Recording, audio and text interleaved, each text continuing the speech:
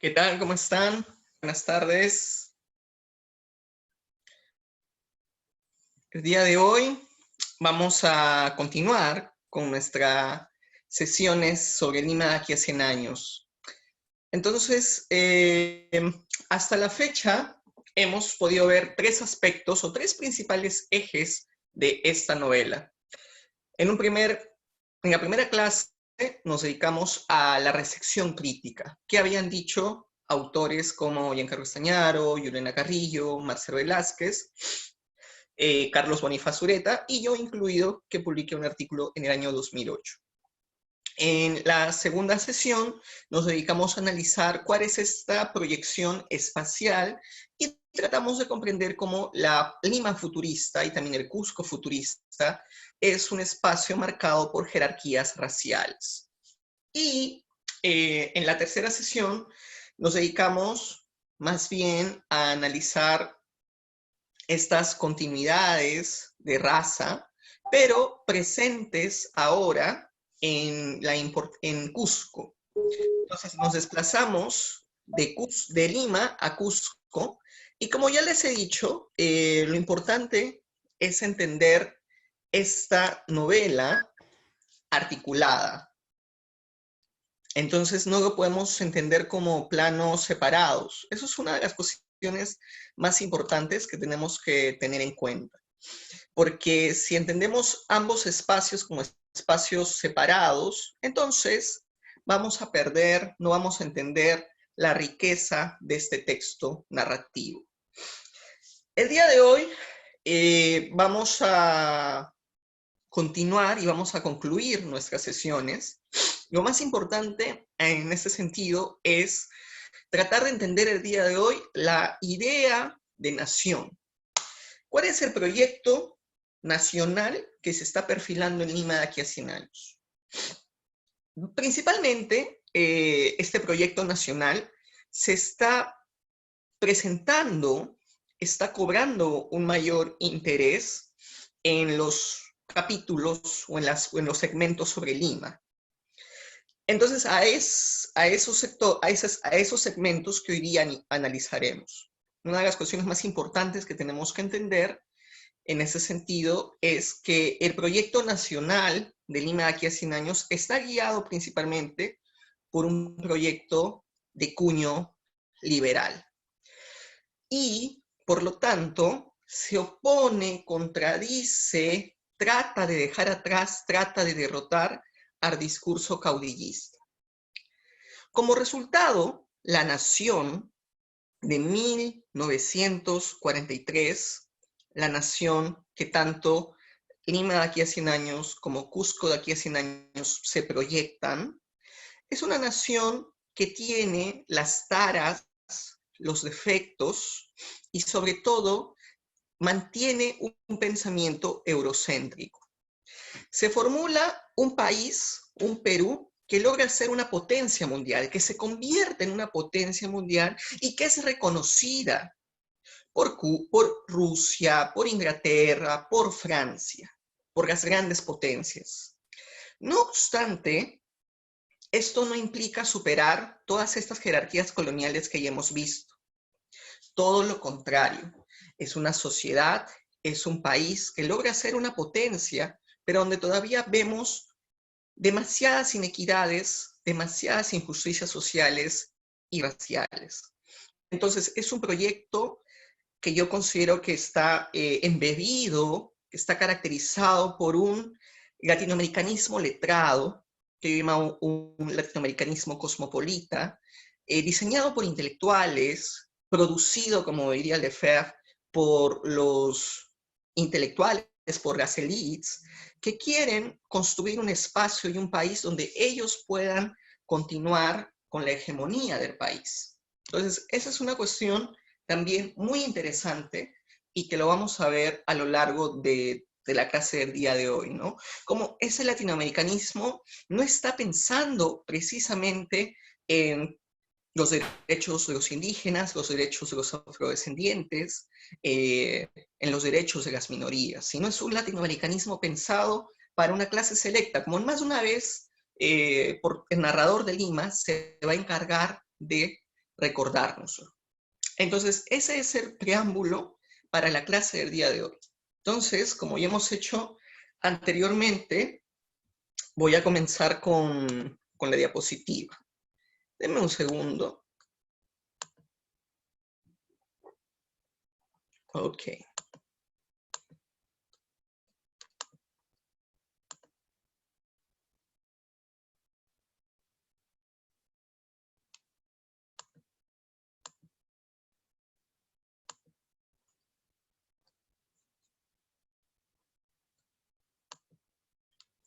Ok, tenemos aquí esta diapositiva, vamos a ponerla hacia arriba. Ahora vamos a salir de aquí un rato.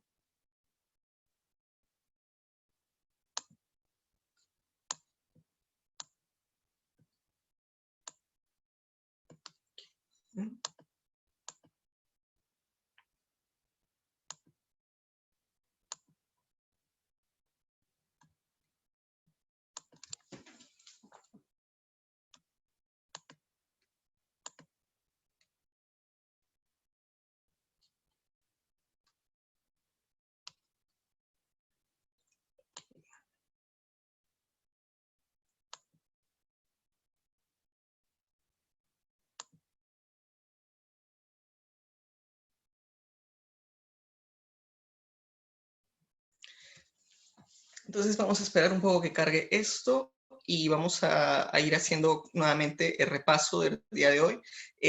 Uno de los ejes importantes que vamos a tener en la novela es el tema del caudillismo. Entonces ese es el primer eje que hoy día trataremos de entender. ¿Cómo es representado el caudillismo en la novela?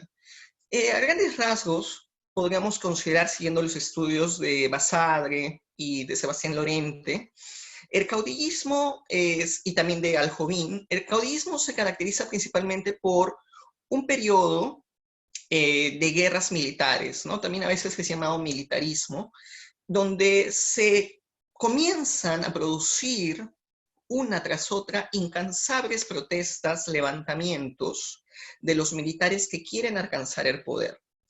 Nuestra imagen de los caudillos posiblemente es una imagen caracterizada por la barbarie. Y de hecho, eso es una cuestión que nos han legado los historiadores. Por eso es tan importante entender quién escribe la historia, quién finalmente tiene la decisión y el poder intelectual y político de escribir la historia. Entonces, la imagen que se nos ha legado del caudillo es la del bárbaro, ¿no? La de un sujeto que produce caos social. Yo personalmente considero que tenemos que ahondar más en la perspectiva del caudillismo y no verlo, no entenderlo desde el perfil o desde la perspectiva liberal, ¿no? O intelectual o de las élites.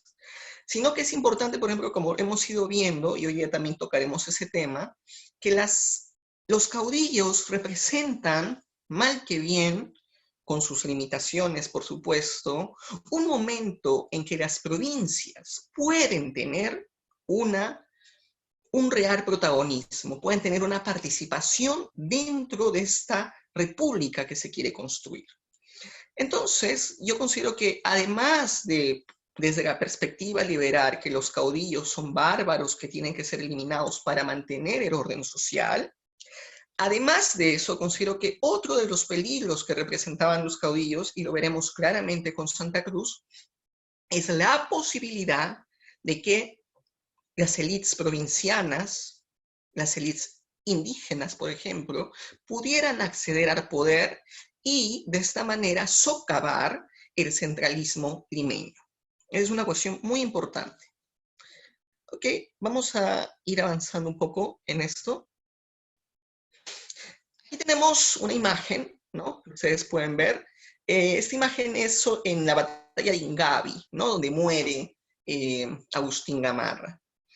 La batalla de Ingavi está en Bolivia, ¿no? Gamarra, para asegurar su poder, para asegurar su segundo gobierno, 1841, enfrenta esta batalla de Ingavi y muere, ¿no? Y la muerte de Gamarra es importante porque significa el fin justamente de esta era caudillista, ¿no? Él, uno de los que encabezó el caudillismo desde temprano, fallece, es herido, muere en batalla, y esto motiva posteriormente, como lo veremos más adelante, una reflexión liberal encabezada por Bartolomé Herrera, que lee una oración fúnebre en honor a Gamarra, y donde comienza a reflexionar sobre todos los males que ha causado el caudillismo al país. Es decir, nuevamente, ¿no? Este discurso producido, esta tradición que hemos heredado de la lectura de los caudillos y que llega incluso hasta Basadre, es heredada de un pensamiento liberal.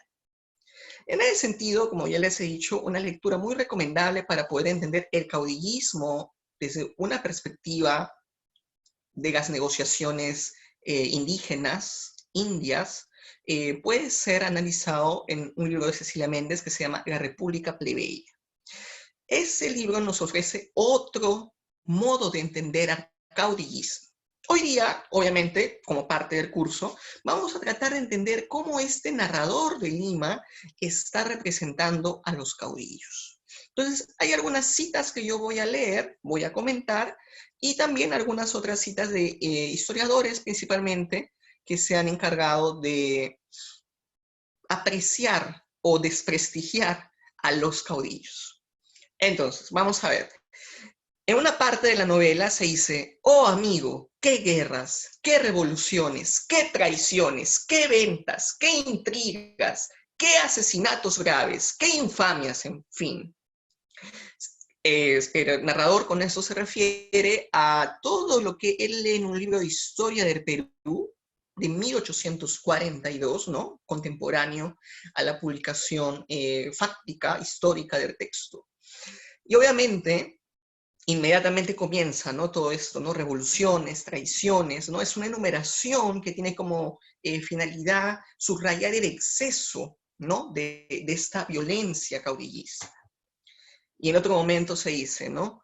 Deshonrar la patria sosteniendo luchas infames, injustas y degradantes, luchas que presentaban a Perú, esto es muy importante, ante las naciones cultas como de un ente pueblo. Es decir, el caudillismo produce que Perú no sea un país, ¿no? Que no sea una nación culta. Es decir, si derrotamos al caudillismo, si el caudillismo es vencido, podremos ser una nación culta.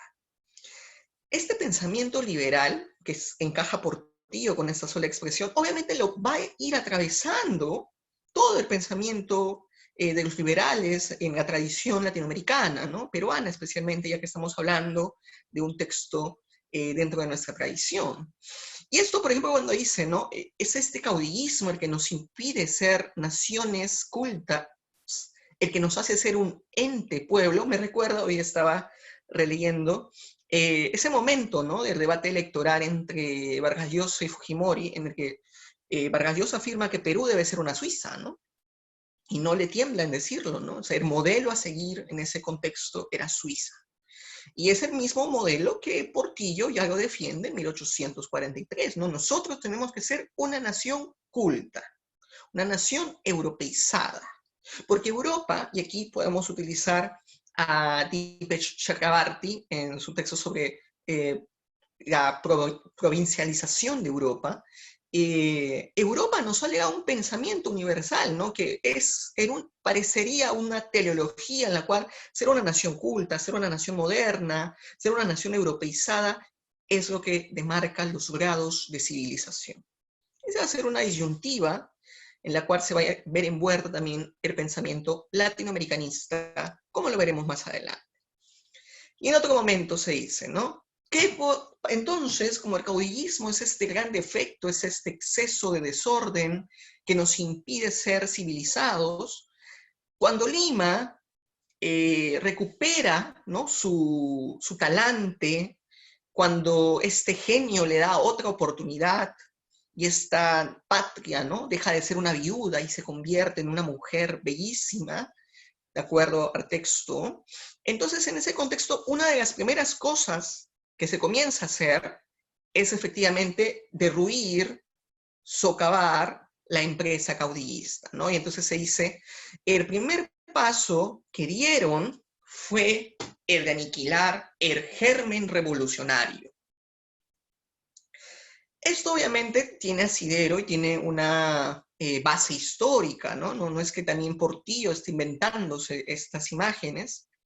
Obviamente las está utilizando a su favor para poder legitimar el poder de los liberales, ¿no? Pero, por ejemplo, Sebastián Lorente hace esta acotación muy interesante, ¿no?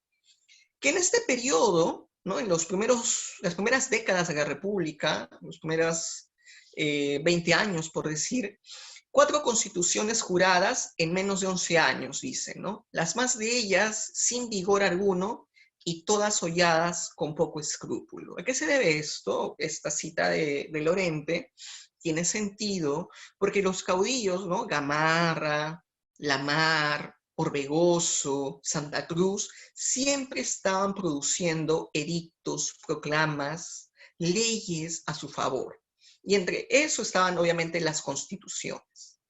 Entonces, el caudillismo se caracteriza por una producción archivística, podríamos decir, ¿no? Hay una necesidad de los escribanos, de la letra, nuevamente, para legitimar su poder.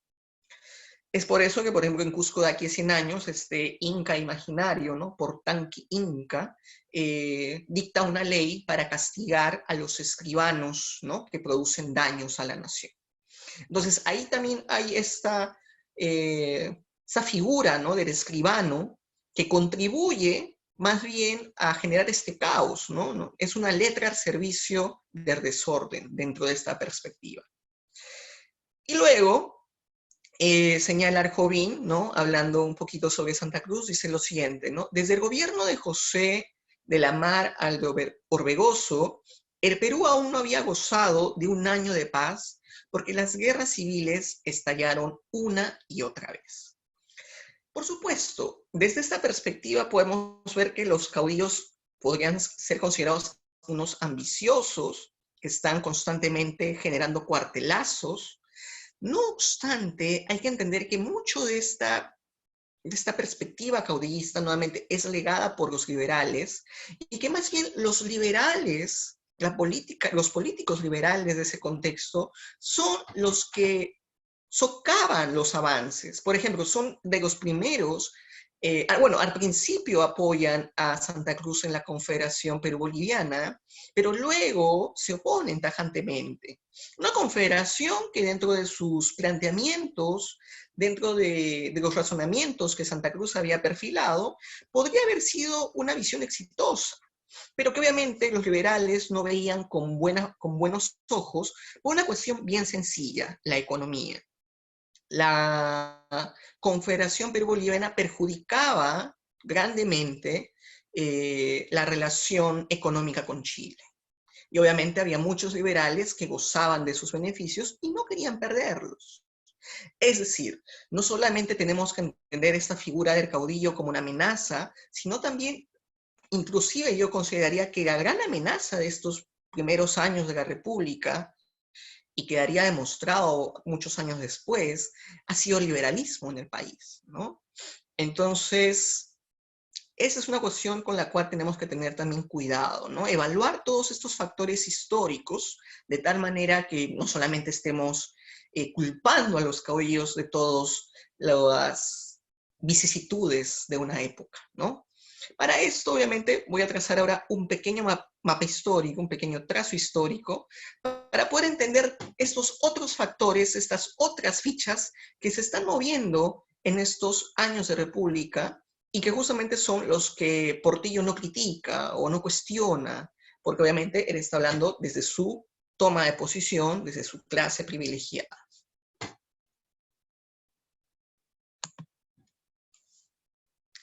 Entonces, podemos entender grosso modo dos bandos, ¿no? Dos bandos que, como bien diría Basadre, no tienen que entenderse tan dicotómicamente, tan separados, porque tanto conservadores como liberales se están desplazando. Es decir, esos defectos políticos que podemos ver ahora, ¿no? Transfugismo, falta de lealtad, incoherencias de pensamiento, ya eran propias de estos conservadores del siglo XIX.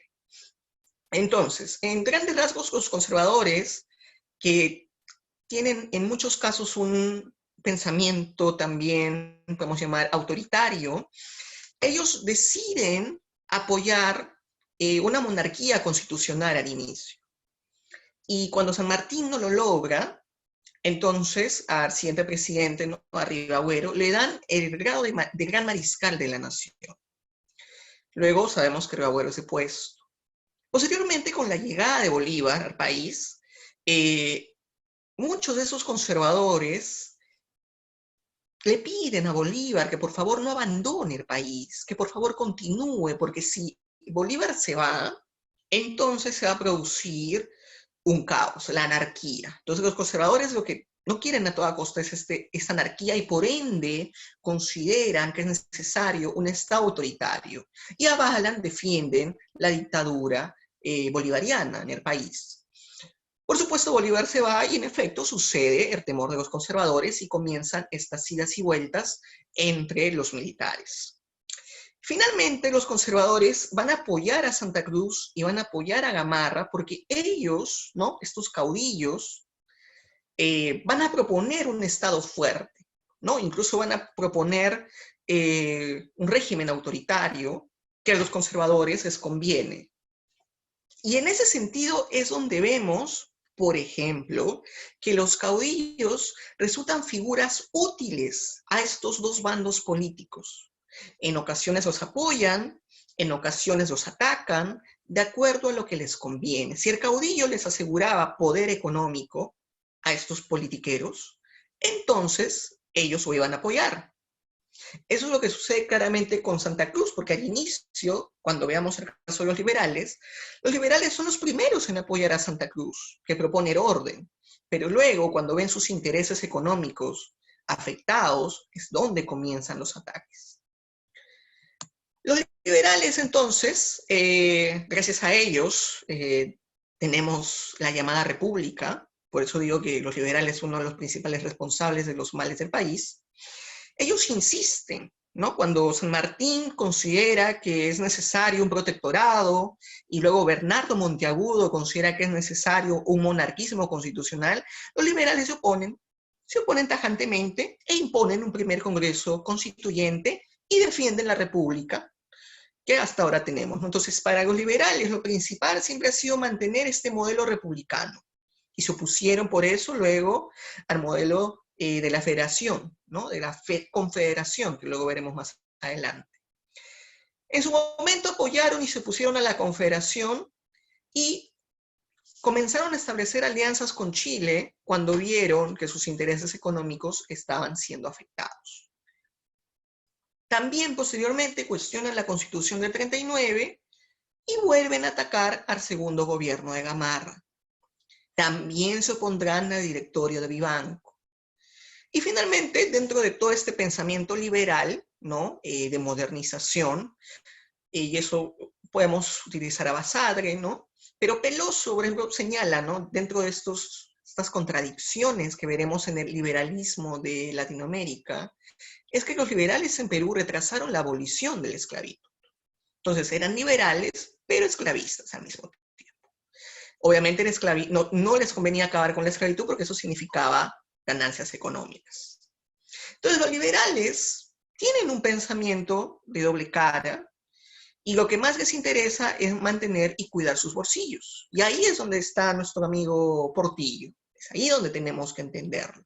No es un escritor que de repente se le ocurrió e imaginó una Lima, de ciencia ficción, utópica, futurista, moderna, arquitectónicamente. No, es un escritor político, es un escritor que sigue ideologías, es un escritor que defiende modelos de colonización.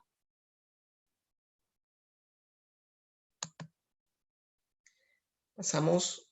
Entonces, la república centralista, ¿no? Los liberales defienden una república que además tenga su centro de poder en Lima. Y aquí aparece esta figura tan interesante en Lima de aquí a 100 años, que es el genio divino, ¿no? Para poder hacer una breve semblanza, estos dos personajes, ¿no?, Arthur y Carlos de A, un día de 1843, agobiados, preocupados, ansiosos por la situación de la Lima de 1843, entonces son permitidos de ver el futuro, ¿no? Un genio divino los arrebata y los coloca en 1943 para ver las dichas del progreso. Este genio divino, obviamente, es una personificación del progreso, ¿no? En lo que creía una república centralista, que como ya hemos dicho, creía en una teleología de la civilización. La república tendría que convertirse en una nación europeizada. Y aquí señala, ¿no? La mano del genio divino, que del caos sacó el maravilloso mundo, ¿no? Entonces, este genio, el progreso, modernidad, civilización, entendiéndolo siempre desde un pensamiento eurocéntrico, desde la colonialidad de poder de Quijano, es lo que produce el cambio del país. Es decir, en otras palabras, si queremos dejar de ser una aldea, si queremos dejar de ser un ente pueblo, si queremos acabar con el caudillismo, tenemos que europeizarnos, ¿no? Todo lo contrario de lo que va a decir la teoría postcolonial, ¿no? Que es más bien, como dice Chakrabarty, nuevamente, ¿no? Esa expresión tan fuerte, ¿no? Provincializar Europa. No, aquí todo lo contrario, estos liberales lo que quieren es europeizar el país. Por eso es que luego su latinoamericanismo es un fuera de lugar, siguiendo a Robert Schwartz, como veremos más adelante. Otra de las cosas que también estamos viendo en esta república centralista que imagina Portillo es una república autoritaria. Y yo creo que ese es uno de los motivos por los cuales Portillo no logra realmente tener resonancia, porque es un autoritarista disfrazado de liberal. O, en todo caso, el liberalismo siempre fue autoritarista. En todo caso, parecería, es una hipótesis, que esta visión autoritaria que plantea Portillo no simpatiza a sus compañeros, no simpatiza en el contexto, su modelo no funciona y es relegado, y por eso es un autor que hasta hace pocos años era totalmente olvidado. Todo lo contrario, ¿qué pasaría con un autor como Palma, un autor como Fuentes, ¿no? El Murciélago, que defienden, dialogan con proyectos que en ese momento los liberales estaban buscando, ¿no? O las élites estaban buscando. Yo creo que hay una especie de contracanto, una visión discordante entre este Portillo que busca una república autoritaria, pero al mismo tiempo es un liberal. Yo creo que él desenmascara la verdadera cara, desenmascara el verdadero interés de los liberales, que finalmente es imponer un autoritarismo republicano. Por ejemplo, en uno de los momentos de la novela, ¿no? Se dice, estos peruanos nuevos, ¿no? Que van a forjar la nueva nación, la nación moderna, le dicen a su gobernante, le dicen esto, ¿no? Que podemos leer, ¿no? Apodérate de nuestro suelo, de nuestras mujeres y de nuestros bienes, de nuestras leyes, de nosotros mismos, ¿no? Es un gobernante que se apodera y tiene una propiedad sobre los ciudadanos. Y es una réplica del modelo que ya había propuesto Bolívar, que el modelo que ya había propuesto Santa Cruz. Entonces ahí viene, entonces si Santa Cruz, por ejemplo, había propuesto un modelo autoritario, caudillista, personalista, ¿por qué se le oponen los liberales? Una cuestión económica, ¿no? Los liberales querían cuidar sus intereses económicos. Y luego, ¿no? Otro ejemplo de esta visión, ¿no? Es de que no estamos necesariamente ante un modelo también republicano. Eso es una de las cosas más contradictorias en el texto, que como digo, en realidad, Portillo yo creo que desenmascara las complicidades y los intereses del liberalismo, ¿no? Porque dice, saludaron con admiración al más grande imperio del mundo. Es decir, esta república en realidad es un imperio, ¿no? Y tiene todos esos rasgos. A mí me recordó mucho una monarquía constitucional, lo que él está proponiendo. Entonces, ahí vemos que a los liberales no les interesaba realmente qué régimen político se impondría o era necesario. Lo que les importaba es que este régimen pudiera vigilar y pudiera proponer su hegemonía y sus ganancias económicas. Por esto es de que va a suceder la negación absoluta ante la Confederación Perú-Boliviana, liderada por Santa Cruz. Entonces, Lorente señala, ¿no? Cada uno de los estados federados tuvo su presidente particular y Santa Cruz fue reconocido protector de la Confederación por 10 años. Con facultades ilimitadas, era el pensamiento de Bolívar achicado y sin el prestigio de su autor. Obviamente aquí Lorente está tratando de desprestigiar también a Santa Cruz. Pero lo interesante es de que la Confederación se perfila como un modelo bolivariano que Santa Cruz retoma y hay un protector, ¿no? Hay un líder que finalmente es el que gobierna, ¿no? A pesar de esta aparente independencia de los otros estados. Es un modelo, yo ratifico y estoy totalmente convencido, como el que está proponiendo Portillo. Es también una visión de autoridad, de centralismo, de liderazgo y personalismo. Pero obviamente todo el rechazo que viene, y eso al Jovín lo va a estudiar muy bien, todo el rechazo, toda la negación a la confederación se debe a factores económicos, ¿no? Y también a cuestiones raciales, porque no aceptan la posibilidad los liberales de poder estar cerca de los indígenas o de las élites andinas. Ellos quieren ratificar su limeñismo. O en todo caso quieren ratificar su posición de blanquitud. Entonces, este es un texto de Sotomayor Valdés, que es interesante porque uno de los participantes comentaba por qué en el texto Inglaterra es derruida, por qué desaparece, pierde su poder. Una razón muy sencilla. Inglaterra fue muy cercana y apoyó desde temprano a la Confederación Perú-Boliviana, obviamente también por cuestiones económicas.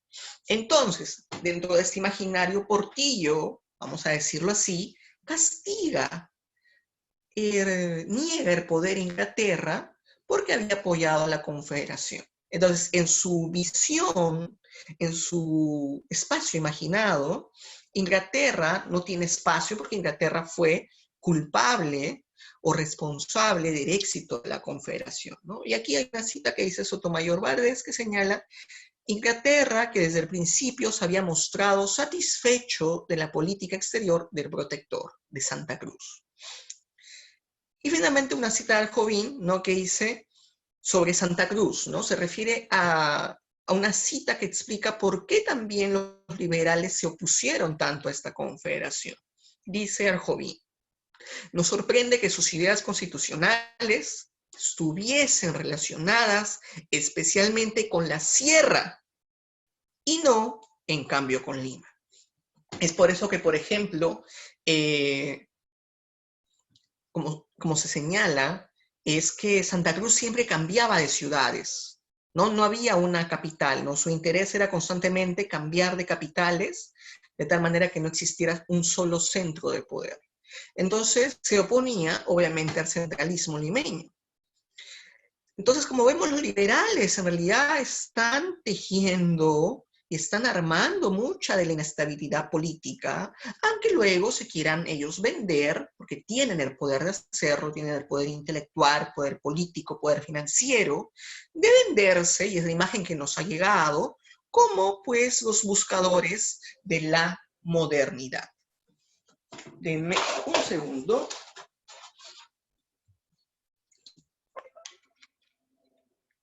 Ok. Entonces, podemos continuar. Vemos entonces cómo los liberales están siendo responsables de una constante pérdida, responsables de una pérdida del equilibrio de la nación. Es decir, los liberales culparon a los caudillistas, pero en realidad ellos también fueron responsables de toda esta inestabilidad política. Hago este mapa para poder, obviamente, contraponer este modelo de Portillo y también el modelo que nos han legado muchos historiadores sobre los caudillos. Vamos a seguir avanzando. Ok, entonces, al final del texto, lo que está proponiendo es un latinoamericanismo cosmopolita. Estamos en un contexto en el cual las naciones latinoamericanas, ¿no? Estados-nación, se acaban de independizar, son naciones jóvenes y tratan de definir qué es lo nacional. Una pregunta que va a atravesar, ¿no? El país y que va a tener una gran resurgencia en la época de Mariátegui. Pero aquí de lo que se trata es tratar de entender que es un latinoamericanismo que no necesariamente está buscando lo auténtico o el color local en referencia a las minorías, a los grupos subalternos, sino que están teniendo un latinoamericanismo dentro de los campos letrados. Y aquí hay que retomar las lecturas de Ángel Rama en La ciudad letrada. Vamos a hacer unas citas que demuestran cuál es este tipo de latinoamericanismo en el cual está pensando este narrador. Una parte, ¿no? Se dice, cuando le hace probar un vino, ¿no? Hay una escena en la que Arthur va a la casa del anciano y el anciano le ofrece una cena y en eso una copita de vino, ¿no? Y le pregunta, el anciano le pregunta, ¿no? Le dice, pues ni es madera ni es de Francia. Las viñas de que se ha hecho son peruanas. El lugar donde estas crecen se llama Pisco. El vino tiene el nombre de su dueño, Elías. Aquí Portillo trata de jugar y posiblemente trata de acomodarse en este campo de poder y trata de hacerse amigo de Domingo Elías, que luego sería por unos breves meses presidente del país en estos idas y vueltas. Y Domingo Elías era un liberal, ¿no? Fue el que fundó el Colegio Guadalupe, como diría Basadre, fundó este colegio para que sus hijos pudieran educarse como europeos. Entonces, hay una afinidad donde se dice, ¿no? que este Domingo Elías es un ejemplo, ¿no? de la nación, porque obviamente produce, ¿no? este vino que supera incluso al vino francés. Una cuestión muy interesante, ¿no? Utilizar la metáfora del vino para poder entender esto que se dice lo peruano, ¿no? Las viñas de que se ha hecho son peruanas. Entonces comienza esa pregunta, ¿no? ¿Qué es lo peruano, lo auténtico? Pero quiero remarcar esto, siempre que estemos hablando de un latinoamericanismo, de lo peruano, que se está pensando para las élites. No hay indígenas, no hay negros, no hay sujetos subalternos, minorías aquí. Eso es muy importante recargarlo. Y luego se dice, ¿no? Otra referencia. Cuando le dice, ¿no? Nuevamente este anciano sobre los prodigios de Lima. ¿Y qué caracteriza este latinoamericanismo? Como ya hemos visto, siguiendo la lógica de los liberales, lo caracteriza el éxito económico. Entonces dice, la nueva carta daba mucha libertad al comercio, favorecía la industria, mil y mil extranjeros venir espontáneamente a pedir nuestro nacionalismo, poco antes tan ultrajado, y venir a unirse con nosotros, a abrazarnos y hacer de ellos y los nuestros una sola familia. Aquí dos temas interesantes. Primero, la noción comercio-industria. Es un latinoamericanismo que se caracteriza por el éxito económico liberal, que es lo que están buscando los liberales. Y luego, que es un proyecto de blanquitud. Es una Latinoamérica que se quiere blanquear. Estos extranjeros, ¿no? Exactamente tienen una característica, son europeos. Entonces, se señala que vamos a ser uno solo con los europeos, una sola familia. Muy interesante aquí las metáforas de la familia, porque eso implica una unión erótica, ¿no? Una unión de afectos también. Lo interesante aquí es que uno de los principales ataques que le dieron los liberales a Santa Cruz fue considerarlo un extranjero, fue considerarlo un indio. Entonces, nosotros liberales, y esto es lo que Portillo nos está diciendo, nos podemos unir con los extranjeros blancos europeos, pero jamás con un extranjero boliviano, indígena. Entonces, vemos ahí esa continuidad de jerarquías que nos ha legado el pensamiento liberal y que Portillo también representa. Por eso reitero, esta novela es un mapa de colonización. seguimos. En otro de los momentos, ¿no? Se dice, cuando están buscando qué puede definir a este nuevo orden político, el anciano continúa explicando, ¿no? Que estos políticos de la nueva Lima, de la Lima moderna que se va a forjar, consideraron a las antiguas naciones, a los autores dignos y sobre todo al inmortal Montesquieu, sin por eso esclavizarse enteramente a ellos. Entonces, cuando se dice sin por eso esclavizarse, ¿no? Sin por eso esclavizarse enteramente a ellos, hay una referencia que obviamente tratan de buscar un pensamiento propio, dialogan con los europeos, por eso es que hablo de este latinoamericanismo cosmopolita, pero obviamente ese halo local, esa necesidad de identificarse como peruanos, como latinoamericanos, tiene una clase social y tiene un color, ¿no? Clases altas y blancas. Nuevamente, como diríamos, como ironicé la otra vez, en la Lima de nuestro querido Portillo, Maki Miro Quesada sería pues la ciudadana ejemplar. Entonces estamos hablando de una sociedad colonial que es pensada para el futuro. Ahora, podemos pensar otras visiones del latinoamericanismo que ahora les iré señalando. Y finalmente, ¿cuál es el objetivo final de este latinoamericanismo? Es el gran problema de muchos intelectuales, de muchos escritores, hasta ahora en nuestro continente, ser reconocidos por Europa. Por eso es que a veces, en si estudiantes de literatura, ¿no? Ustedes siempre quieren ser un Balzac, quieren ser un Dostoyevsky, ¿no? El modelo a imitar estético siempre es Europa. Y por eso es de que hasta el día de hoy, obviamente, no había un espacio dentro de nuestra tradición literaria para pensar literaturas indígenas, cuyo modelo no necesariamente son los europeos. Y aquí dice, ¿no? La vieja y orgullosa Europa se habían reunido para venir a tributarnos. La primera, un culto de admiración y respeto, nos acababa de reconocer por sus iguales. Es el objetivo de estos intelectuales, que Europa nos reconozca, dejar de ser la periferia. Nuevamente, todo dentro de lo que Wallerstein llamaría, ¿no? Este orden mundo moderno. Obviamente, está regido por un pensamiento eurocéntrico todo esto. Y ahí es donde Lima, aquí hace años, nuevamente es digna representante de un eurocentrismo liberal. Ahora, yo les quería hablar un poquito de cómo ver el latinoamericanismo desde otros ejes. Es una cuestión que se está dialogando, ¿no? Cómo pensar un latinoamericanismo alternativo. Hay diferentes perspectivas más contemporáneas, pero que todavía siguen con estas retóricas, con estos discursos del siglo XIX. A lo que me refiero es de que estos discursos no han hasta ahora sido diluidos, ¿no? Todavía podemos ver estas ambiciones de querer ser como los escritores europeos, ¿no? Y es una cuestión que, por ejemplo, Arguedas ya criticaría en Los Zorros, ¿no? Cuando habla de los escritores de provincias. Y por otro lado, pues tenemos un autor como Lezama Lima, ¿no? Que en la expresión americana mezcla todos los continentes y todos los saberes.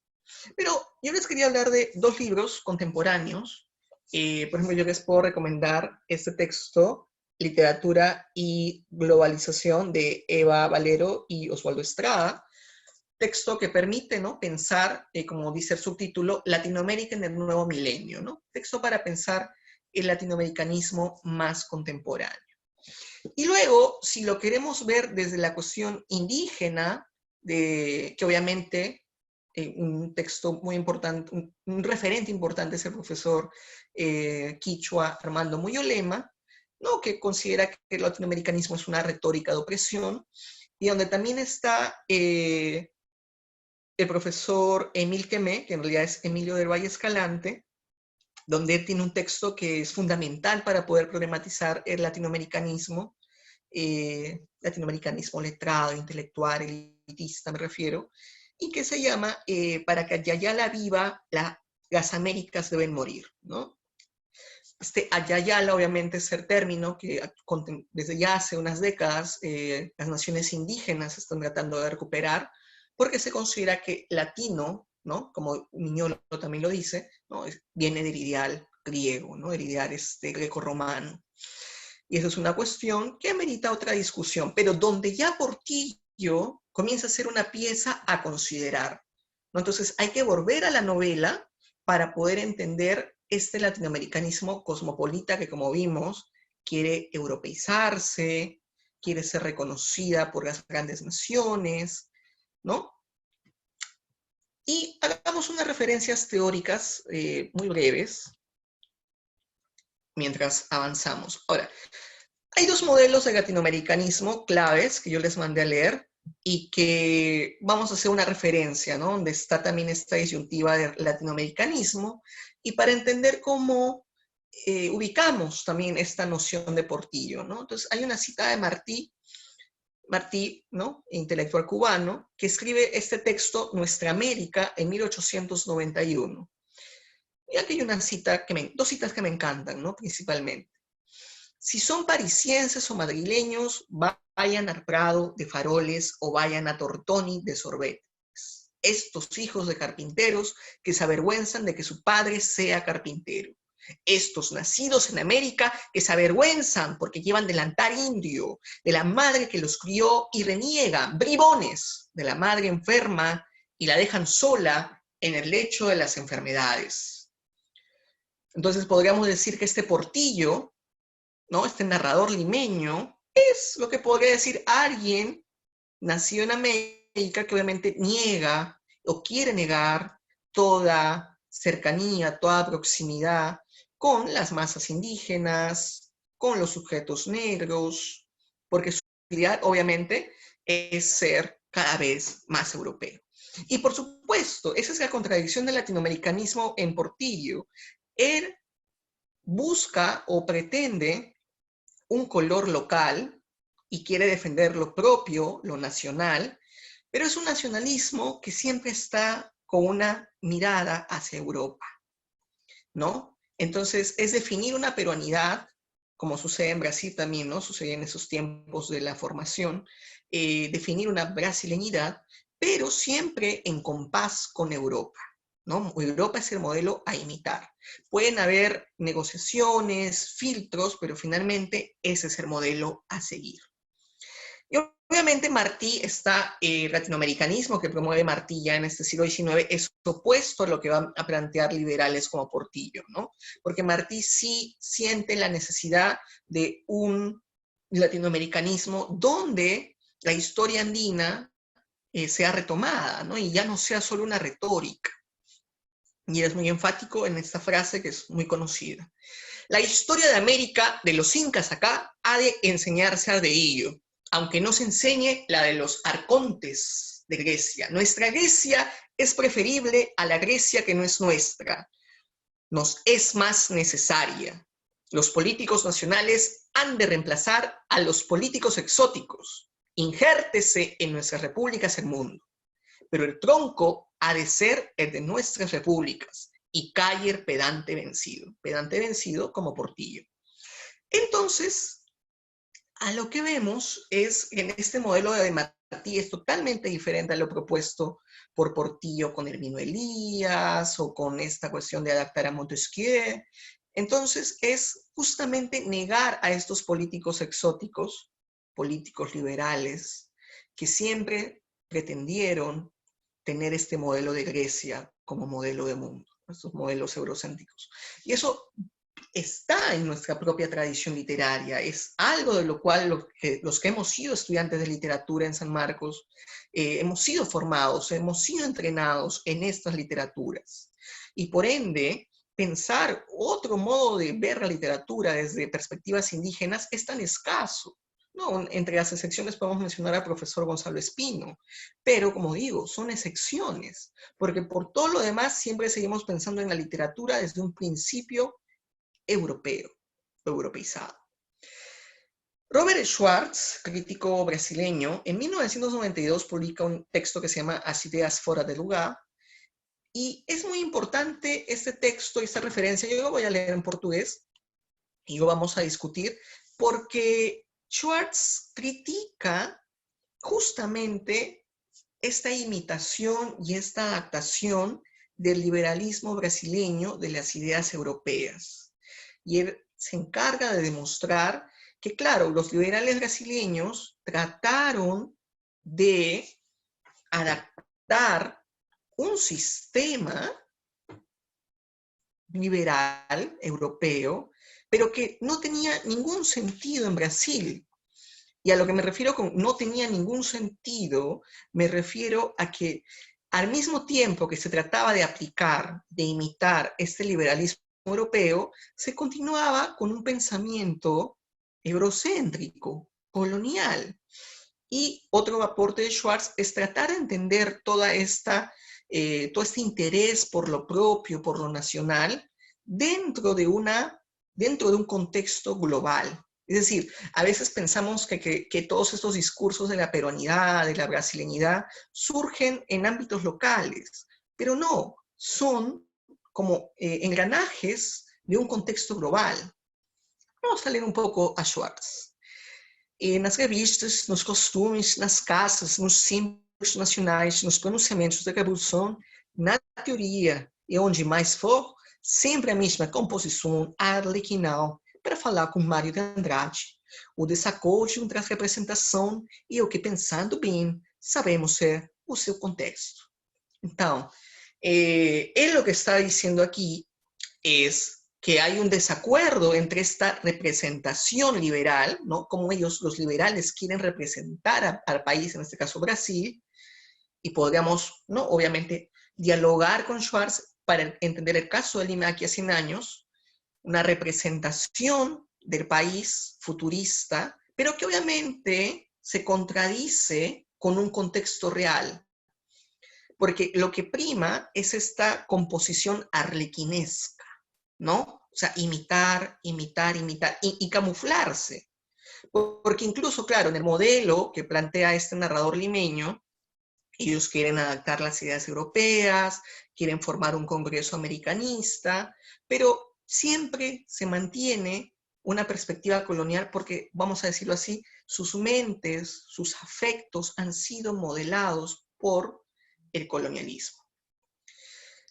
Y a eso me refería como lo que dice Schwartz, de que hay que entender toda esta búsqueda nacional de Lima aquí a 100 años en un contexto global, ¿no? Por eso es de que le interesa tanto a Portillo establecer negociaciones con Inglaterra, con Rusia, con China, que Francia lo reconozca como un país. Es decir, hay un interés de cartografías transnacionales, no solamente es definir una peronidad o lo nacional para nosotros, sino definirlo en relación con otros países para poder obtener mayores beneficios económicos. Entonces es un proyecto político, dice Schwartz.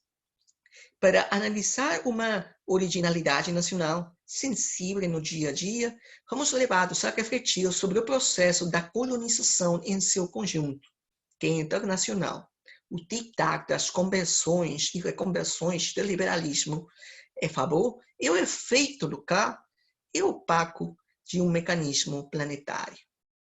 Entonces, esta búsqueda de adaptaciones, negociaciones del liberalismo peruano y brasileño tienen que entenderse, como él dice, dentro de un mecanismo planetario, ¿no? Entonces, la novela de Lima de aquí a 100 años, yo creo que en ese sentido podríamos decir que es otro de sus aportes y de sus riquezas, es poder ubicarnos, darnos un mapa de entendimiento de cómo se están produciendo procesos de colonización a nivel global, ¿no? Entonces, la asimilación, adaptación o resemantización del liberalismo en Perú y en Brasil en este caso, está inserto, ¿no? Como dice bien Schwartz, está inserto en un proceso global de colonización.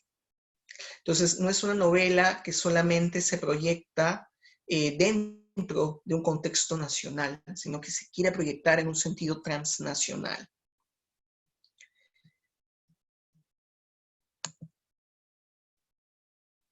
Ahora, un tema interesantísimo, que otro de los argumentos importantes en Lima de aquí a 100 años para poder legitimar el poder de los liberales es la relación y la representación de las mujeres. Entonces, hay una relación muy intensa en la novela de Género y Nación. Yo propuse esto en el texto de 2008 y hasta donde he leído nadie más ha abordado ese tema de cómo se experimentan estas representaciones de género tan propias del siglo XIX. Por supuesto, para abordar el tema de género y nación hay otros referentes. Se puede revisar los trabajos de Rocío Ferreira, de Ana Pelufo, de Vanessa Miseres. Yo les recomendé un texto muy interesante, que es el de la profesora Nancy La Greca, ¿no? Un texto que está aquí, no sé si lo pueden ver, Rewriting Womanhood, donde tiene dos capítulos dedicados a Perú, pero también donde analiza casos de México, Puerto Rico, ¿no? En el siglo XIX y la representación de las mujeres. Un texto muy importante. En el texto, entonces, en Lima aquí a 100 años, encontramos que, por ejemplo, las mujeres en el momento caudillista, en el momento del caos, son mujeres infértiles. Se señala esto. Las jóvenes nacidas a las sombras de tantas desgracias se marchitaban antes de vivir. Es decir, no son fecundas.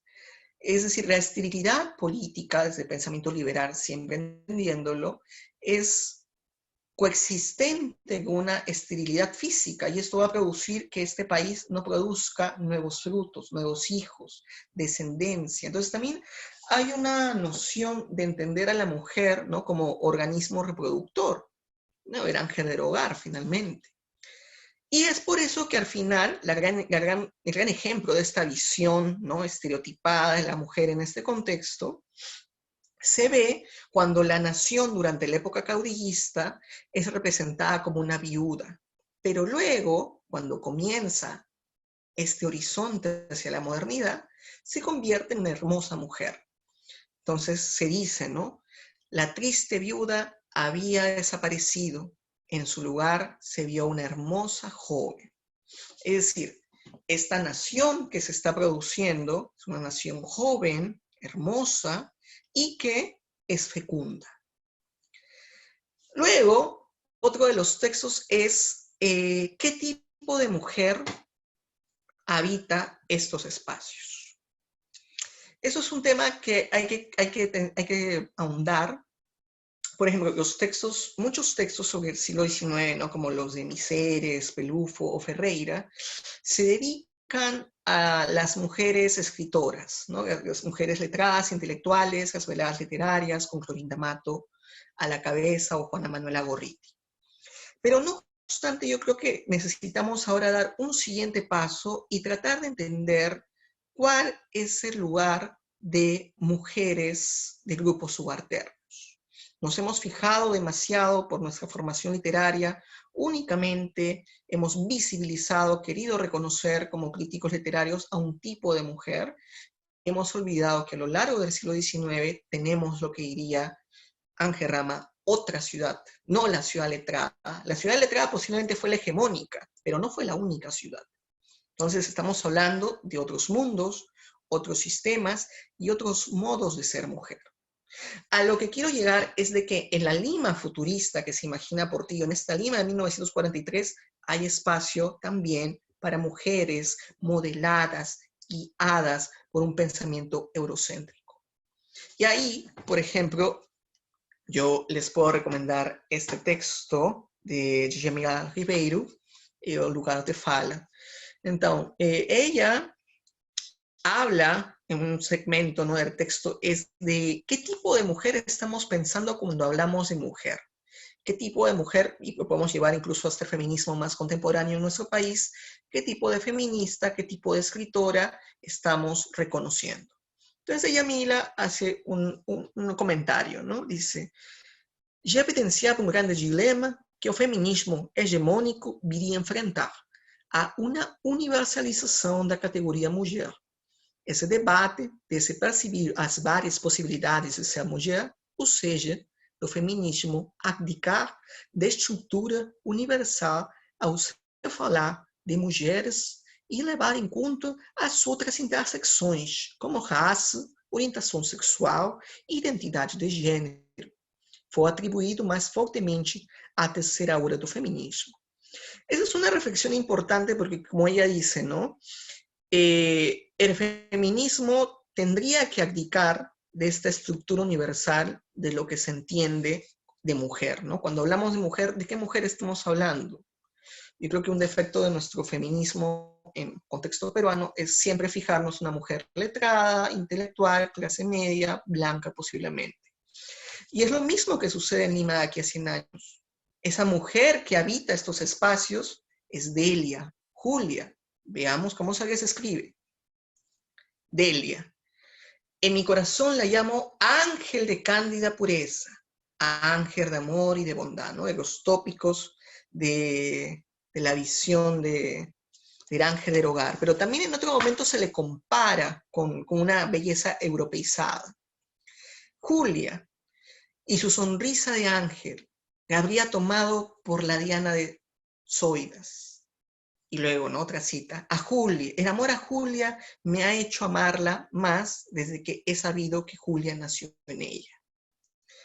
Ahora, lo que es interesante aquí es nuevamente que estas dos mujeres de las que aparecen en el texto, que posiblemente son las únicas que habitan Lima de 100 años, o mujeres de su porte, de su tipo, son blancas, pertenecen a una visión idealizada de belleza, marcada por códigos universalistas europeos, caracterizadas, ¿no?, por pureza, amor, bondad, y además que están conectadas con la patria, ¿no? Hay una conexión directa entre mujer y patria. Y esto se debe a que uno de los objetivos es que cómo servir a la patria en el mundo deportivo es uniendo vínculos, casándose y reproduciéndose, ¿no? Son los frutos, los hijos que continuarán el proyecto moderno. Y esto me lleva a mí a hablar, con esto ya vamos acabando, de dos categorías importantes, ¿no? La primera, ficciones fundacionales, acuñada por Doris Sommer, y la otra, ficciones orientacionales, acuñadas por el profesor Chang Wai. Ok, dos cosas importantes. Las ficciones fundacionales a las que se refiere Sommer se refieren principalmente a cómo las novelas del siglo XIX están representando uniones, encuentros, que no son solamente, pues, simplemente novelas de amor o románticas, por decirlo grosso modo, sino que son proyectos de encuentros nacionales. En ese sentido, vamos a ir viendo cómo eso se ejemplifica en Lima de aquí a 100 años. Y las ficciones orientacionales de las que habla el profesor Chang Wai básicamente se refieren a ficciones que están modelando el pensamiento político de los lectores y están señalando un camino a seguir, ¿no? Y como dije, Lima de aquí a 100 años lo que quiere demostrar es que el camino a seguir es el liberalismo moderno. Pero, ¿qué pasa luego de 1843? Viene después el gobierno de Castilla, y yo considero que Castilla expresa en un primer momento la derrota del proyecto liberal, que luego es retomado por Manuel Pardo.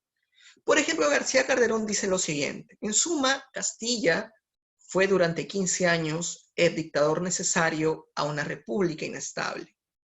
Entonces, Castilla, con todo su iniciar autoritarismo, es un modelo de gobernante estratégico, pensante, racional, que se opone, por ejemplo, a la efervescencia de los caudillos. Y obviamente entre los caudillos más efervescentes, más apasionados, estuvo Salaverry, ¿no? Sobre Salaverry, Lorente dice lo siguiente: el espíritu impaciente e irritable de Salaverry y su juicio no fortificado por los años. Entonces, en Lima de aquí a 100 años, el modelo de Arthur, este personaje Arthur, fracasa. Y fracasa porque es un personaje apasionado. Es un personaje que no puede contener sus pasiones. Posiblemente está construido a partir de una estética romántica. Y en ese sentido yo considero que fracasa porque no puede controlar sus pasiones. Y de alguna manera Portillo está planteando, ¿no?, una ficción orientacional, ¿no? El modelo a seguir no es Arthur. En un momento se dice de este personaje, ¿no? He cometido un crimen, dice él, ¿no?, a su amigo Carlos de A. Le he robado el corazón la misma noche que le enterraron, ¿no? Y se refiere a la muerte de Julia, que le causa una gran pena, un gran dolor, y él, como dice, le roba el corazón del cementerio. Entonces, a pesar de visitar el futuro de 1943, este personaje Arthur preserva los defectos de su generación de 1843. Y su desenlace es semejante al de Edgardo, ¿no? Este personaje en la novela de Luis Benjamín Cisneros, que también debido a sus pasiones termina finalmente muriendo, ¿no? El matrimonio de Arthur y Julia, ellos dos se quieren casar, y en este sentido entramos al contexto de una ficción fundacional. Se quieren casar y de esta manera se busca ejemplificar la unión con lo europeo desde una visión nacional, ¿no? O sea, el matrimonio de Arthur y Julia estaría expresando este latinoamericanismo cosmopolita. ¿No? Es, como yo digo, es un modelo de transculturación. Y es por eso que el narrador se encarga de hacer un resalte importante, ¿no? Dice, Julia tomó la pluma y con gracia y claridad puso Julia di Bolsi. Su padre era italiano. Entonces, aquí vemos que esta unión que está produciéndose no es pues con una mujer indígena, con una mujer negra, es con una mujer que sí es peruana, pero cuya familia es extranjera. Entonces, vuelve nuevamente este proyecto de blanquitud del que hablamos, ¿no? Con esta hacer de los extranjeros o hacer con los extranjeros una sola familia. Y finalmente, yo considero que este Arthur no logra unirse con ninguna mujer en 1943, es incapaz de dar frutos a la nación, y su unión no es posible en el proyecto de Portillo. Y yo considero que esto se debe a que Arthur sigue siendo un espíritu romántico. Es decir, es como si Portillo nos dijera que para que este país, este Perú, llegue a ser una potencia, lo que se necesita son sujetos racionales, cuerdos, no apasionados. Entonces también hay ahí una crítica, ¿no? Podemos considerar la moral a la generación de Portillo, ¿no? Portillo realiza una crítica a su propia generación, y yo creo que en ese sentido se puede generar un diálogo intertextual con la novela de Benjamín Cisneros. Entonces, el proyecto de la Lima fracasa. Y esto se relaciona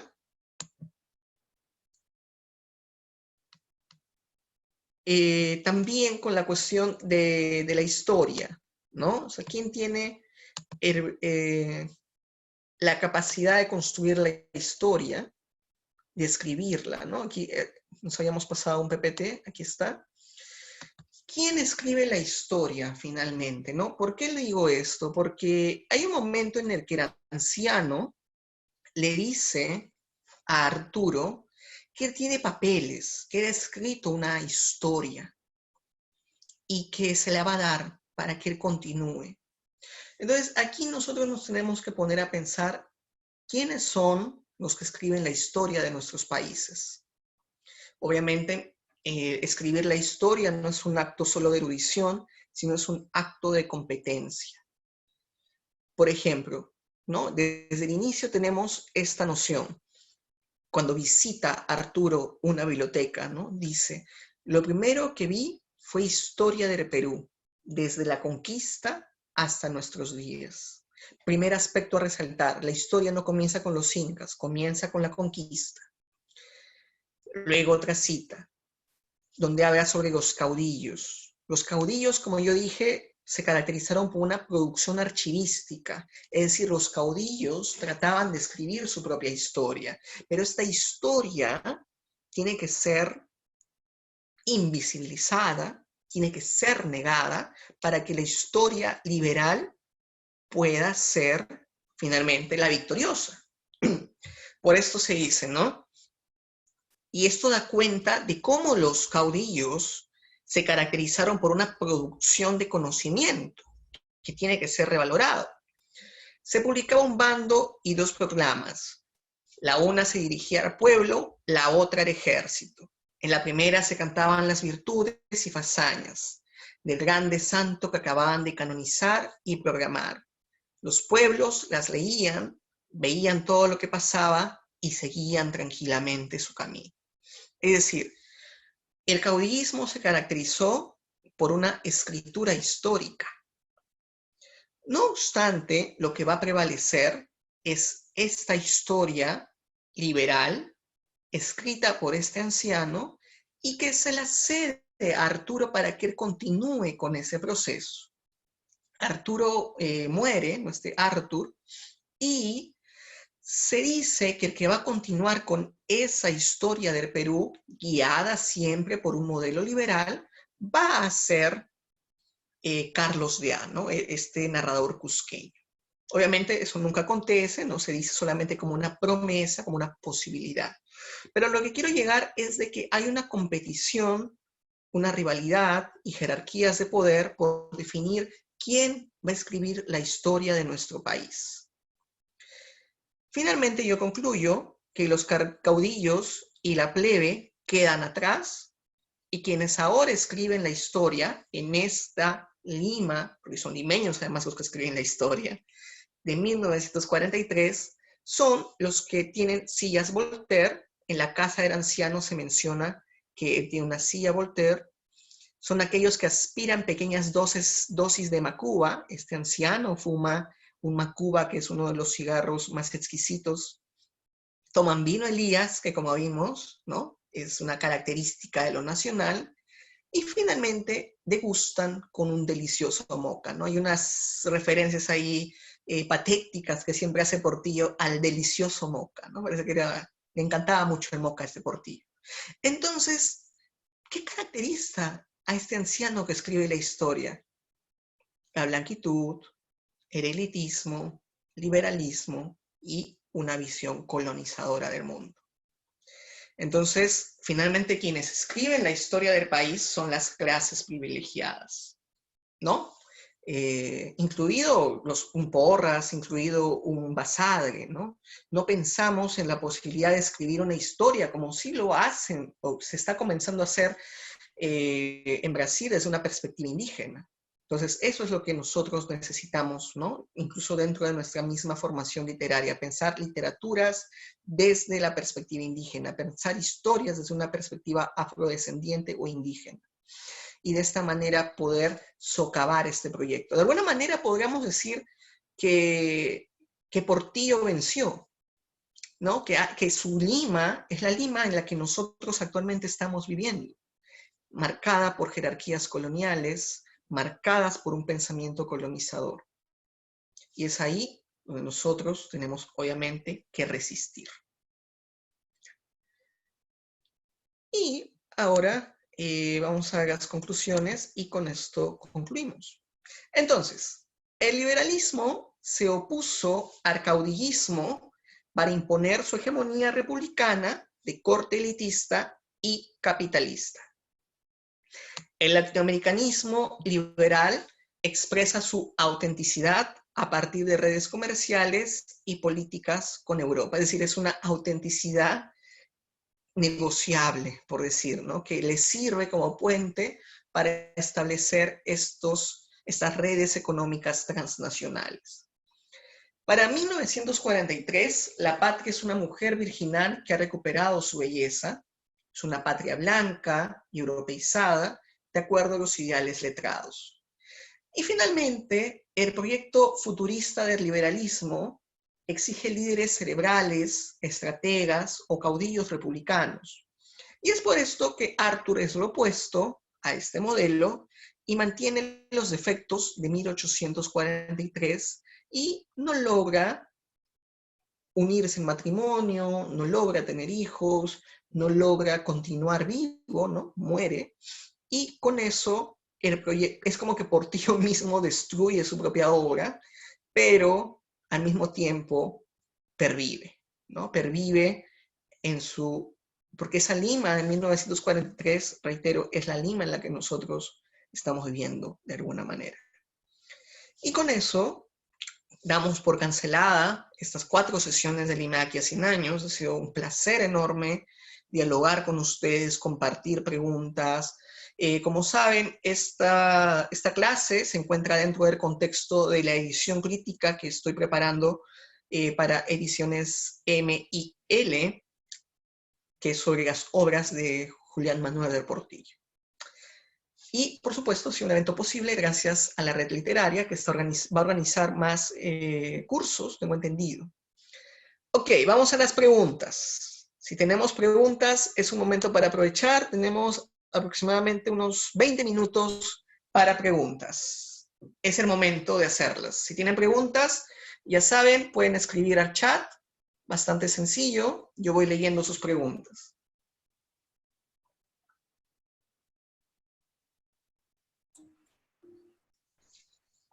Buenas, me gustaría hacer un comentario. Ah, claro, Y dime. también. Bueno, dentro de la... Bueno, primero agradecerte las clases. Me han sido bastante Gracias. fructíferas. He leído algunas de las lecturas que has recomendado. Otras por tiempo no he podido, pero las tengo pendientes. Varios autores no los conocía. Mi interés es por el proyecto político que Portilla tiene en la novela, ¿no? O sea, él como comentabas, o lo que he podido leer en la novela, se enfrenta al caudillismo, pero bueno, sin embargo, tenía el caudillismo un proyecto político definido. Por ejemplo, ¿no? Yo recuerdo las figuras de Gamarra, vemos que era enemigo de Santa Cruz y de Orbegoso, lo mismo ocurre con Ramón Castilla y Vivanco, todos luchan por el poder, pero definitivamente se puede hablar de un proyecto político definido, y sobre todo porque en las representaciones de las novelas del siglo XIX que he podido revisar, cuando se habla de caudillos no veo que representen líderes, ¿no? Siempre se representan o se nombran como los caudillos, las montoneras, los rebeldes. Ese sería mi pregunta, ¿no? ¿Tú qué opinas de eso, ¿no? Si es que realmente hay un proyecto político definido de parte de los caudillos, ¿no? Gracias, Silvia, muy amable. Gracias por la participación todos estos días. Bueno, yo creo que lo que está ocurriendo aquí es que los caudillos sí tenían un proyecto político que necesitamos nosotros como investigadores detenernos, ahondar en los periódicos, en sus proclamas, en sus edictos, porque de alguna manera, como tú señalas, ¿no? Todas estas menciones que atraviesan la narrativa del siglo XIX los hacen ver como personajes apasionados, personajes que no tienen ningún proyecto, que solamente se dedican a armar el caos. Pero no fue tan así, ¿no? Entonces Gamarra, ¿no? Por ejemplo, Charles Walker tiene un trabajo, ¿no? Smothering Ashes, donde él analiza mucho, ¿no? Toda esta campaña política que está haciendo Gamarra. Cecilia Méndez también analiza la campaña de los caudillos en provincias. Entonces, hay un pensamiento político que nos toca todavía analizar con mayor cuidado. Yo creo que lo que te recomendaría revisar, te puedo pasar luego el texto, es la visión de Santa Cruz, ¿no? Santa Cruz de repente es el que tiene una visión mucho más clara de política, ¿no? Al Jovín lo rescata, ¿no? De todos estos otros caudillos, pero yo creo que también habría que considerar a Lamar, a Santa Cruz, perdón, a Gamarra, a Lamar, Orbegoso, pero posiblemente sea Santa Cruz el que tenía un pensamiento más sólido y por eso es que forma la confederación, ¿no? Y es como dice el Jovín nuevamente, el que mejor defiende la creación de esta confederación, ¿no? O sea, sus argumentos, su modo de pensar, esta visión, ¿no? Transcontinental, ¿no? Transnacional, para decirlo mejor, está muy bien justificado en leyes del momento. Entonces, yo creo que tenemos que comenzar a desconfiar de la visión caudillista que hemos heredado y que nos enseñan en las universidades, porque en efecto los caudillos fueron un momento sí de caos, pero como yo he tratado de comprobar, también fue caos por culpa de los liberales.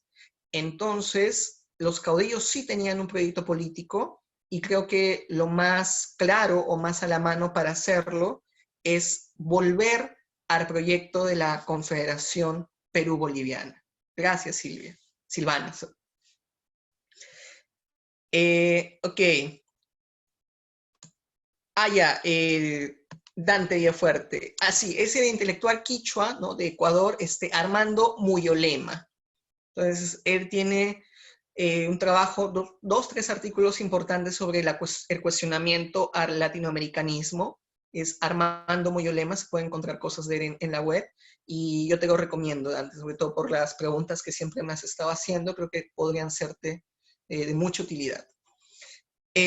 Tuerún Exodus, ¿qué tal? ¿Cómo estás? Bienvenido. Muchísimas gracias. Me gustaría saber cómo está al corriente de las demás jornadas que se hay. Ok. Bueno, Alex posiblemente va a organizar, va a mandar un correo, ya tiene sus contactos de ustedes, entonces él va seguramente a difundir, ¿no? La red se va a encargar de eso. Danilo, el bello edificio que está cerca de Mercaderes tiene a las musas y Apolo. Minerva, Mercurio, arquitectura clásica, ¿no? Luego Delia, viene de Delos, o sea, es el otro nombre de Diana, ¿no? En Fausto, se une con Helena, relación la nace Euforión, ¿no? Entonces, Portillo es un sibarita, no hedonista, sí, ¿no? A lo clásico es un delicatessen, pero a nivel político opta por modelo liberal. Este será asociado al positivismo. Podríamos, sí, encontrar, ¿no? Esas afinidades con el positivismo, es otra de las fuentes que puede atravesar, pero yo creo que en todo caso, por el momento, lo que podríamos concluir es de que este modo de ser, afectos, sentimientos, saberes, prácticas políticas, prácticas de poder que rigen al narrador de Lima aquí a 100 años, tienen una base en el colonialismo, ¿no? Por eso les mandé a leer el artículo de Quijano, ¿no? O sea, un pensamiento de jerarquías raciales, de modernización, regula toda esta mentalidad y este modo de ser. Y es por eso de que estas referencias a Grecia resultan ser tan coherentes, porque su ideal, su mundo, su utópico de belleza, él no puede ver belleza en otras culturas, él no puede ver belleza en otro tipo de mujeres que no representen a estas divinidades griegas. Y luego haces otra acotación, un poco Fidel, dice, Fidel Eduardo, un comentario, una parte de la obra, en el Paseo de Mancaes, cuando se reúnen las familias, específicamente la familia Don Silvestre, el narrador describe sus comidas, ¿no? El ceviche, el sango, claro, y es una caricatura porque es costumbrista, de hecho, ¿no? Porque al final esas élites no han abandonado, ¿no? Esas costumbres, esa es la gran contradicción. Siguen siendo elitistas, pero siguen siendo al mismo tiempo, y son liberales y son modernas, pero al mismo tiempo son costumbristas. Entonces puede haber ahí una crítica de Portillo, ¿no? De que esas prácticas tienen que desaparecer y que son tan difíciles de destruirlas, por decir, que perduran, ¿no? Incluso, ¿no? Que atraviesan 100 años.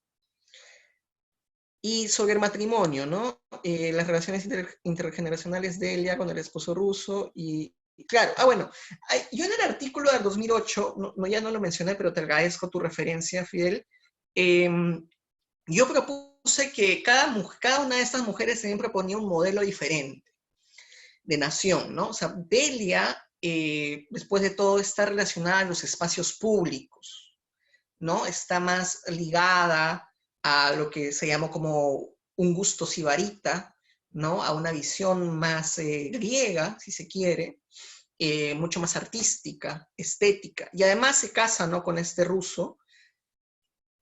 Y eso me hizo en su momento plantear, tendría ahora que, y para el artículo lo estoy haciendo, darle más vueltas al asunto, de que Delia estaría representada por una visión de nación, pues Delia estaría representando un modelo de nación ligado con lo extranjero inmediatamente, ¿no? O sea, como que es lo totalmente extranjero, por decir. Mientras que Julia, claro, Julia es extranjera en un sentido de que su padre es italiano, pero Julia representa lo que no es Delia.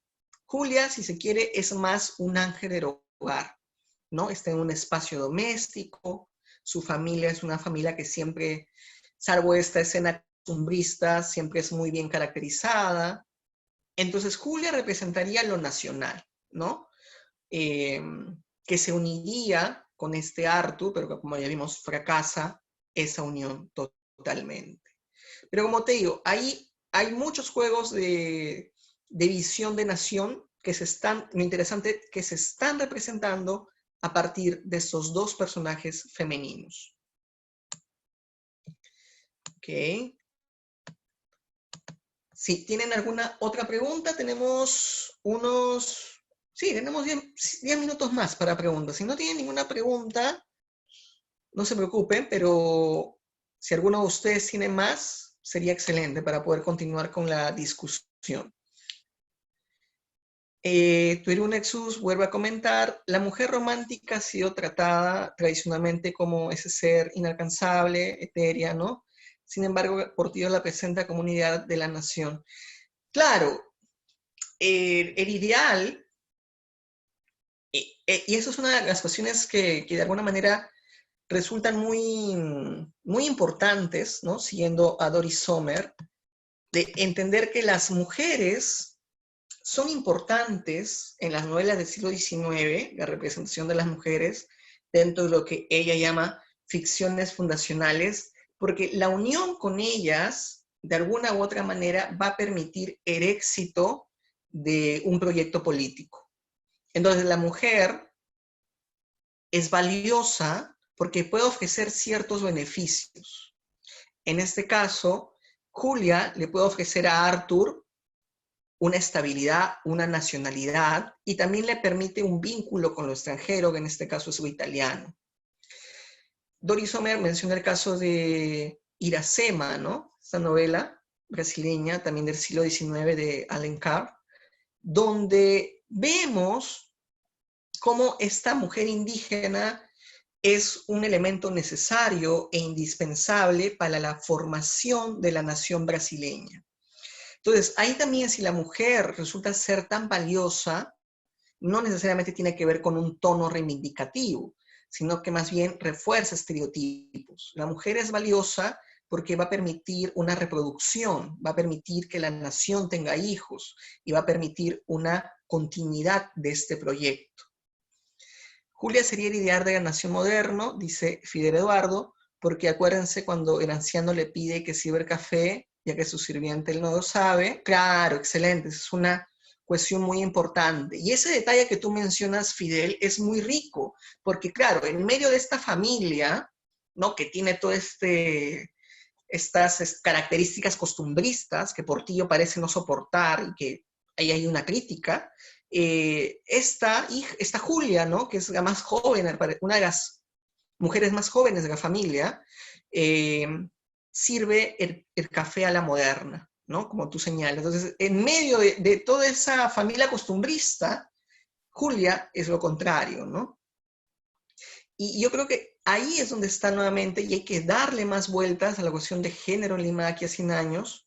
Yo voy a volver a eso en el texto que estoy preparando. Y yo creo que eso va a permitir también entender, sobre todo para mí, que esta mujer que se está pensando para el futuro es una mujer anclada o ligada, caracterizada por un pensamiento colonial, ¿no? Por eso hacía la acotación con Djamila Ribeiro, ¿no? Que dice, ¿de qué mujer estamos hablando? ¿No? Es una mujer blanca, una mujer europeizada, una mujer moderna, como tú mencionas, ¿no? Una mujer que sea patria, el ángel del hogar. Entonces, es ahí donde nosotros tenemos que poner, ¿no?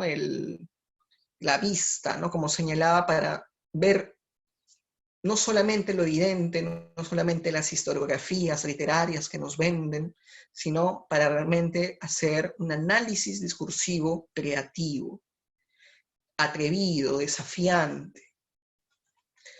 Ok, muchachos. Si no tienen más preguntas, vamos llegando al final de esta jornada. Les agradezco enormemente su participación a todos los que han estado presentes, sobre todo a Fidel, a Dante, ¿no? Que siempre han estado ahí participando día a día. Silvana, muchas gracias por la participación del día de hoy. Y yo creo que quedo muy agradecido con ustedes por la posibilidad de generar este diálogo. Y lo que vamos a tratar de hacer es continuar esta interacción, ¿no? Yo creo que con la red va a generar otros discursos, otros talleres. Posiblemente yo dicte uno más, pero esta vez va a tener que ver un poco con mi especialidad, que es propiamente estudios indígenas, que va a tener que ver con Arguedas, ¿no? La poesía en quechua de Arguedas, que es uno de los capítulos de mi tesis. Entonces, Danilo, Danilo Efraín, puedes encontrar mi tesis sobre el autómata en mi página de academia. Puedes googlear, pones Cristian Herrera, mi nombre, y en academia encuentras. Y si no, puedes pasarme tu correo. Ustedes tienen mi correo, tienen mi email.